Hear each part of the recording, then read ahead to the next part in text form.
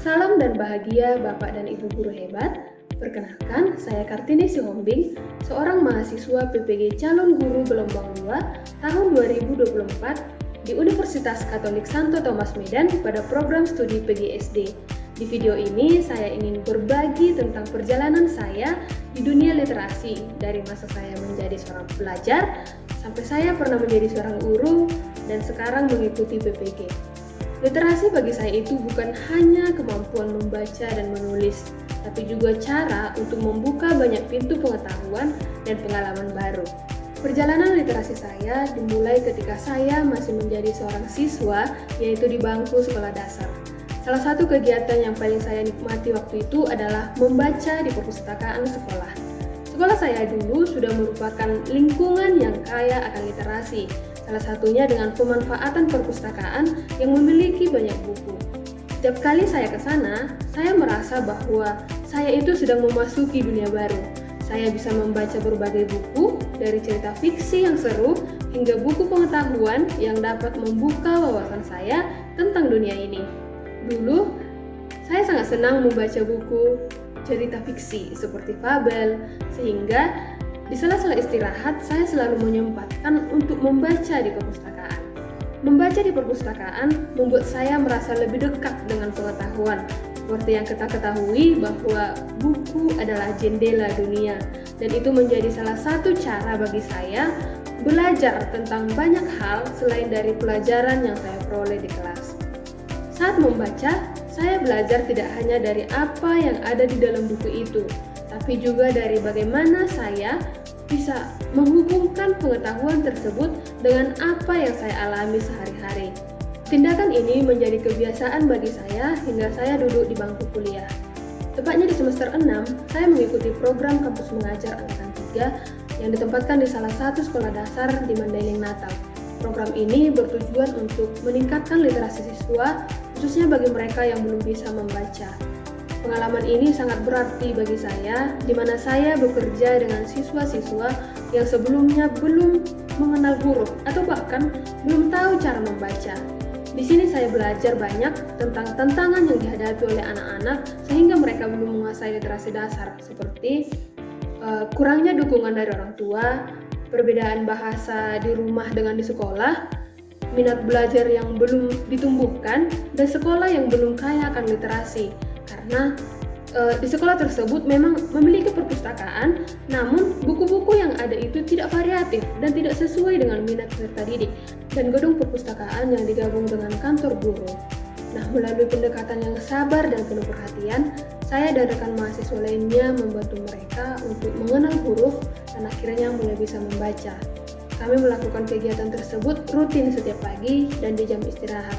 Kami melakukan berbagai cara, yaitu dengan membaca bersama, bermain dengan huruf dan kata, menggunakan buku cerita bergambar, menonton video pembelajaran, dan membaca terbimbing, sampai mereka benar-benar bisa membaca. Pengalaman ini mengajarkan saya bahwa setiap perkembangan yang mereka capai itu adalah bukti bahwa betapa pentingnya memberi bimbingan intensif dan pendampingan ketika mereka belajar. Nah, bimbingan ini bisa diberikan oleh guru dan orang tua. Nah, setelah saya menyelesaikan pendidikan di bangku kuliah, saya mendapat kesempatan berharga untuk menjadi seorang guru di salah satu instansi swasta. Salah satu pengalaman paling berkesan dalam perjalanan awal karir saya ini adalah ketika saya mengajar anak-anak TK yang sama sekali belum mengenal huruf. Di awal mereka tampak bingung dan kesulitan untuk fokus, tetapi saya menyadari bahwa tantangan itu justru menjadi peluang bagi saya untuk berkreasi dalam proses mengajar. Saya mengajari anak-anak didik tersebut dimulai dengan mengenalkan huruf melalui gambar-gambar yang lucu dan penuh warna. Contohnya huruf A, saya kaitkan dengan gambar apel, atau huruf B dengan bola. Hal ini membantu mereka mengasosiasikan huruf dengan benda-benda yang sudah mereka kenal, sehingga belajar ini menjadi lebih menarik dan mudah diingat oleh mereka.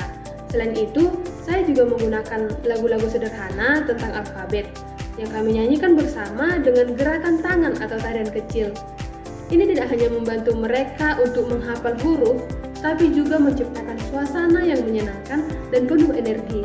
Dan untuk memperkuat pembelajaran, saya mengajak anak-anak tersebut untuk bermain permainan interaktif, seperti permainan temukan huruf yang ada di kartu atau papan yang saya sediakan.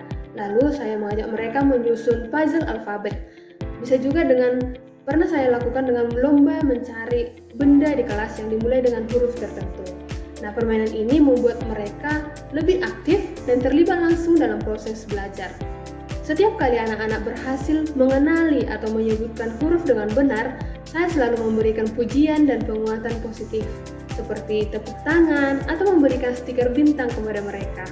Ini memberikan mereka rasa percaya diri dan motivasi untuk terus belajar.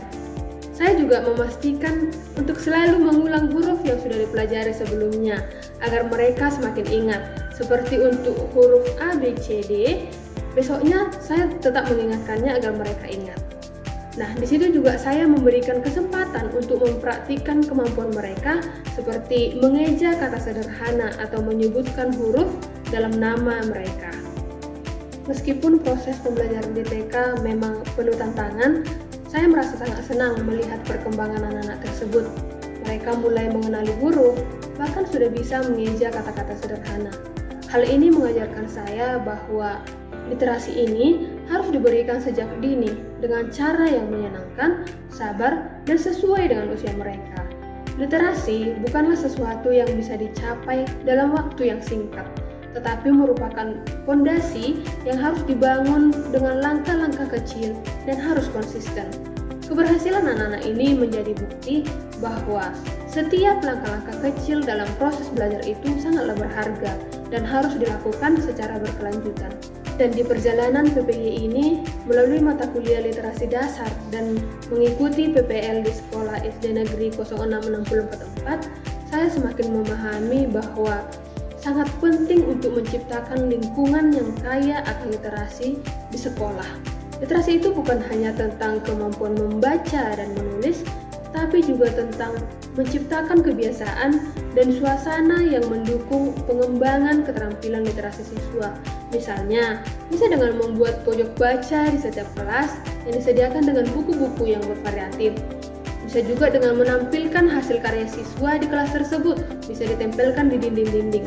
Atau bisa juga dengan membiasakan siswa untuk berdiskusi dan berbicara tentang apa yang mereka baca. Selain itu, saya juga belajar bahwa literasi itu seharusnya menyentuh semua aspek komunikasi, yaitu dimulai dari membaca, menulis, berbicara, dan mendengarkan. Semua ini harus diajarkan secara seimbang dan saling mendukung agar siswa bisa berkembang dan dapat memvisualisasikan pemahamannya dengan baik. Sebagai calon guru profesional, saya akan berkomitmen untuk terus mendukung perkembangan literasi di sekolah.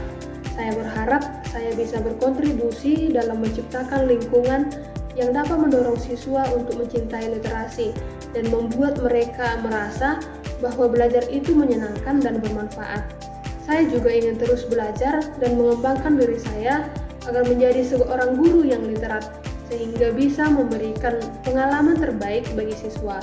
Selain itu, saya juga berharap dapat melibatkan orang tua dan masyarakat agar literasi menjadi kebiasaan yang dimulai dari rumah dan diperkuat di sekolah. Harapan saya, anak-anak Indonesia tidak hanya mampu membaca dan menulis, tetapi juga mencintai literasi sebagai bekal mereka di masa depan nanti. Sekian perjalanan literasi yang dapat saya bagikan, semoga bermanfaat dan menginspirasi.